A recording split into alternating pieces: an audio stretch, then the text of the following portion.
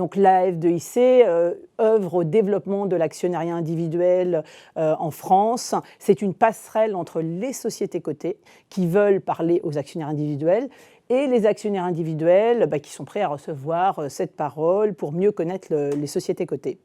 Donc en fait, on siège au comité du label Relance, on est vraiment très présent pour représenter, même au niveau de Bercy, l'actionnariat individuel. Donc on en parlera après quand on va parler du PEA.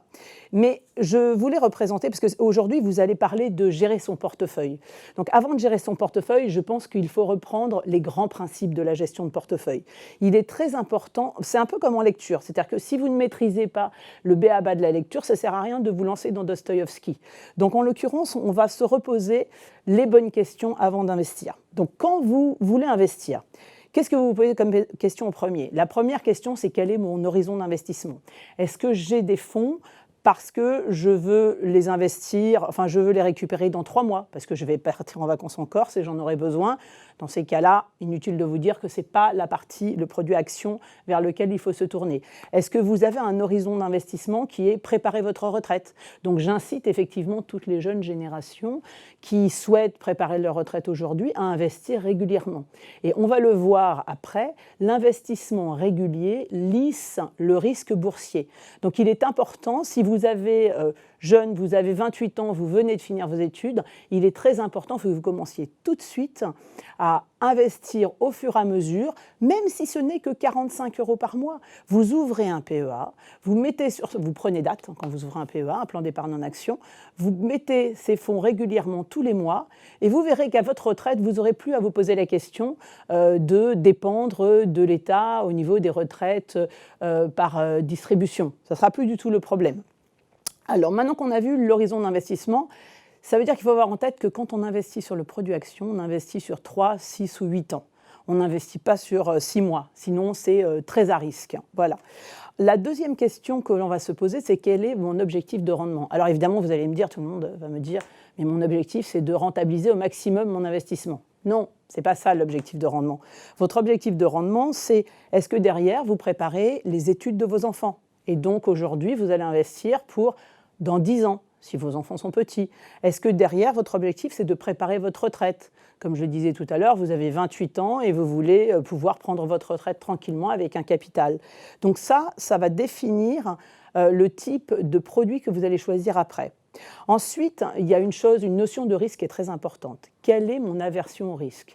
C'est-à-dire que de façon importante, les Français ont tendance à être un peu frileux vis-à-vis du risque. Donc souvent, ils se tournent vers des produits qui sont des comptes sur livret, qui vont être des livrets A, qui vont être des LDD, des produits où le capital est garanti, mais où il n'y a aucune rentabilité, puisque dès qu'il y a inflation, hop, vous perdez de l'argent en fait. Parce que la rentabilité est faible sur ce type de produit. Mais ce qui est logique, le risque est faible, la rentabilité est faible. Mais attention, là où les Français jusqu'à présent étaient très frileux sur le risque, on voit que la nouvelle génération d'actionnaires qui vient d'arriver depuis novembre 2019, l'introduction de la Française des Jeux, est beaucoup moins frileux. C'est-à-dire que l'idée, il est bien entré dans les têtes de notre jeune génération qu'en fait, il faut, pour investir, il faut prendre des risques. Et du coup, ils se désintéressent des comptes sur livret, qui sont peu rentables, pour s'intéresser à des placements qui vont être plus rémunérateurs. Donc ça, c'est un élément important. Et quand je dis ça, je souligne un fait, c'est-à-dire que la génération d'actionnaires individuels en France, on ne se le cache pas, est plutôt âgée. Vous êtes, vous qui me regardez, très certainement plutôt âgés. Mais moi, je vous incite à vraiment inciter vos petits-enfants, vos enfants, à les inciter à commencer à investir dès maintenant. C'est-à-dire que vous, actionnaires, vous êtes les premiers défenseurs en fait, de l'action. Donc derrière, vous avez constaté la rentabilité du produit action, il faut inciter les jeunes générations à venir investir régulièrement de façon à lisser le risque boursier. Alors après, vous me direz, mais est-ce que tout le monde est destiné à être un investisseur individuel?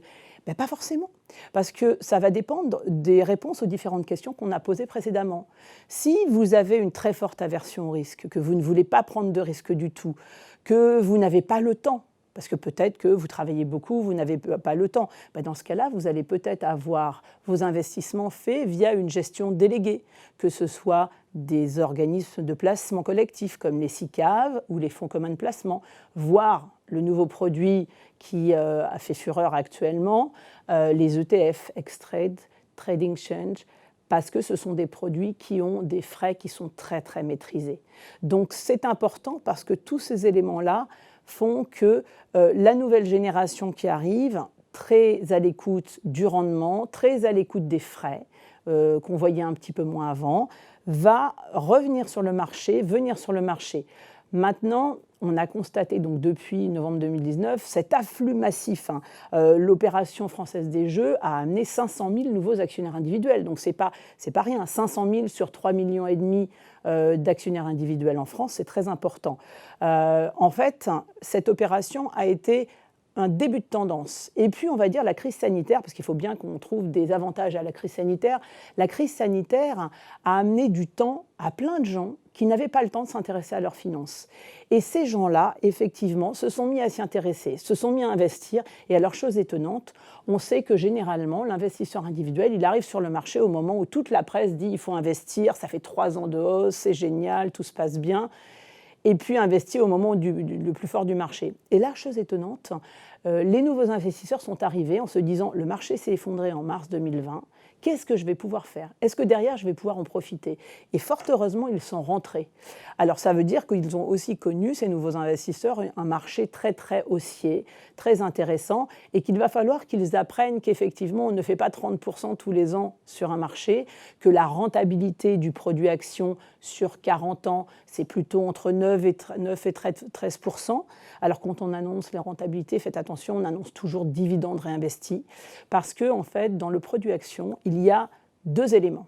Il y a la plus-value d'un côté, qui est la différence entre le cours où vous achetez votre action, que l'on majore des frais, ceci on l'appelle prix de revient, et la différence entre le cours de vente. Ça, c'est votre plus-value réalisée. Et il y a de l'autre côté une autre partie qui s'appelle le dividende. Le dividende, c'est que ce que la société va vous verser sur le rendement de l'action tous les ans, alors qu'elle vous verse ou qu'elle ne vous verse pas. Parce que si vous investissez dans les valeurs du CAC, majoritairement les 3/4 des valeurs du CAC ont repris les versements de dividendes, qui avaient été, soit dit en passant, un peu arrêtés pendant la crise à la demande et des gouvernements et généralement, même notre association, la Fédération des investisseurs individuels et des clubs d'investissement, avait demandé aux sociétés de plutôt consolider leurs fonds propres que de verser des dividendes. Donc ça, c'est un élément très important parce que ces dividendes, ça va consolider un petit peu votre plus-value. Alors attention, on va faire une digression sur les dividendes. Quand vous investissez dans des sociétés qui sont des valeurs technologiques ou des valeurs de recherche ou des valeurs de la santé, qui sont des labos, qui travaillent sur de la recherche et développement de produits. Donc, quand vous investissez dans ces valeurs-là, ne vous attendez pas à avoir de dividendes parce que 100% de ce que ces valeurs vont gagner, si tant est qu'elles aient un chiffre d'affaires, va être réinvesti automatiquement dans la recherche et développement. Parce qu'il faut voir que dans ce que vous verse une société en dividendes, il y a le résultat d'une société et ce résultat va être divisé entre 2 parts. Il va y avoir une part pour les actionnaires qui va être le versement du dividende et une part qui va aller en recherche et développement. Et bien sûr, une part pour les salariés, qu'ils soient actionnaires salariés ou salariés. Donc ça, c'est très important parce que ça veut dire qu'une société qui gagne de l'argent ne doit pas se contenter simplement de verser des dividendes, mais elle doit investir parce que quand elle investit, elle investit sur son avenir. C'est-à-dire elle investit sur la recherche, elle peut aussi faire de la croissance externe, c'est-à-dire racheter une société, elle peut faire de la croissance interne, c'est-à-dire développer un nouveau service, embaucher de nouveaux ingénieurs pour développer une recherche sur certains projets. Donc ça, c'est c'est ce qu'on appelle la distribution en fait. Donc cette distribution-là, il faut que vous soyez conscient quand vous êtes actionnaire qu'il est très important que vous gardiez ces dividendes réinvestis, ça augmente d'autant plus votre capital et du coup, ça vous donne une très forte rentabilité. C'est pour ça que je vous disais que sur 40 ans, le produit action est un produit qui est vraiment très rentable. Et alors, ce n'est pas moi qui le dis en fait, hein, c'est l'Institut de l'épargne immobilière et foncière qui a fait un graphique en 2020 où il a comparé effectivement sur 40 ans la rentabilité des produits. Alors le journal Le Revenu aussi a fait ce graphique et le met régulièrement à jour. Il compare les rentabilités des SICAV monétaires, de l'immobilier, des actions avec dividendes ou hors dividendes, de l'assurance vie en euros. Voilà, donc en comparant tous ces produits, entre 88 et 2018, le revenu montrait que si vous investissiez 100 en 88, vous récupériez 1352% de plus en 2018. Alors je ne vous fais pas le lien, si on allait jusqu'à 2021, ça augmenterait beaucoup plus. Et puis l'Institut de l'épargne immobilière et foncière a fait de même et a mis en avant en fait cette rentabilité forte du produit action. Cette rentabilité forte ne va pas sans prise en compte du risque. C'est-à-dire que sur un investissement long terme, effectivement, vous allez lisser le risque, mais si vous investissez sur un très court terme, ce n'est pas le produit adapté. Donc en fait, en l'occurrence, après, une fois qu'on a pris conscience de cet élément de dividende, qu'on a pris conscience de tous ces éléments-là, la question dont je parlais tout à l'heure, c'est quel temps puis-je y consacrer ? C'est-à-dire, je veux investir, certes, mais si je n'ai pas beaucoup de temps, je suis un professionnel ou je viens de commencer ma carrière, j'ai peu de temps pour m'y consacrer, je vais penser à ce qu'on appelle la gestion déléguée. Par exemple, un mandat de gestion, par exemple, d'acheter des OPCVM, que ce soit des SICAV, des fonds communs de placement ou des ETF. Et je pense que sur les ETF, vous allez en voir pas mal cette journée. On va vous parler de diversification de portefeuille et les ETF sont un très bon outil de diversification. Donc ça, c'est un élément. Après, un élément auquel il faut faire attention, alors attention parce que normalement, c'est l'élément que vous devez prendre en compte en dernier, c'est l'enveloppe fiscale. C'est-à-dire que l'élément que regardent souvent les Français en premier pour voir si le produit est défiscalisé devrait être en fait l'élément pris en compte en dernier. Donc moi, j'aimerais faire un petit focus sur le plan d'épargne en action. Alors le plan d'épargne en action, c'est quelque chose qui a été créé en 1992 pour inciter les Français à investir sur du long terme. L'idée du plan d'épargne en action, c'est j'investis pour 3 ans, 5 ans, 8 ans.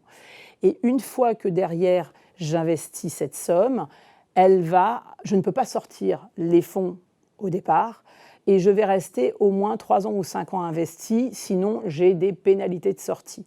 Donc, il y avait 4,78 millions de PEA en 2020 en France. Très peu, il n'y avait que 6% qui étaient au plafond, parce que les plafonds sont relativement élevés. Donc j'entends souvent des personnes demander l'augmentation du plafond du PEA. Quelle utilité ? Non, on ne va pas demander une augmentation de plafond de PEA alors que là, très peu de Français sont au plafond. Et il y a quelque chose de très intéressant pour nos jeunes, j'en parlais tout à l'heure, la fédération s'est beaucoup battue sur le sujet, a beaucoup discuté avec Bercy, a beaucoup milité pour ce lancement, c'est le PEA jeune. L'idée, c'est que l'éducation financière, ça commence par la pratique. Et souvent, dans une famille, c'est un peu culturel. Dans une famille où on investit en action, les enfants auront tendance à investir en action. Donc, en l'occurrence, le PEA jeune, c'est un PEA spécifique pour les jeunes à partir de 18 ans. Nous, on voulait le lancer à partir de 16 ans, mais on nous a dit non, les mineurs, non, pas encore. Mais à partir de 18 ans, tous les jeunes ont le droit d'avoir un PEA, y compris si le PEA de leurs parents est au plafond.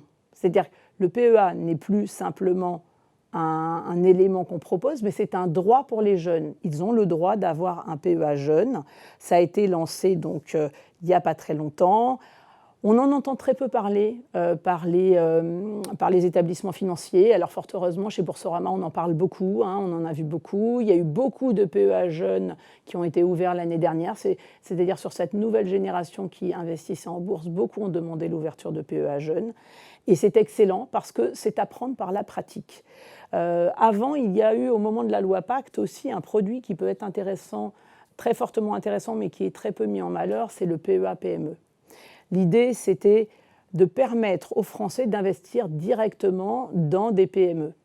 Ce qui est une très bonne idée parce qu'il y a une très forte recherche de sens dans l'investissement. C'est-à-dire, vous, actionnaires aujourd'hui, vous voulez savoir, vous voulez tracer votre argent. On parle de traçabilité au niveau nourriture, mais on parle aussi de traçabilité au niveau de tout ce qui est investissement. L'idée, c'est d'investir dans quelque chose qui a du sens. Et on le sait, quand on investit dans des PME, on a une visibilité très rapide, puisque l'entreprise, en fait, est courte. Donc l'idée, c'est de développer ce type de produit et que vous investissiez avec du sens. Donc maintenant, vous avez tous les éléments pour vous décider. La mise en pratique, alors en ouvrant un PEA, tout simplement, c'est-à-dire vous pouvez ouvrir un PEA et mettre 10 € dessus, ça prend date, vous mettrez les fonds au fur et à mesure, versez au fur et à mesure, même si ce n'est que 45 € par mois ou 100 € par mois, à hauteur de vos capacités, mais investissez, commencez tout de suite pour lisser le risque et je vous dis bienvenue dans l'investissement.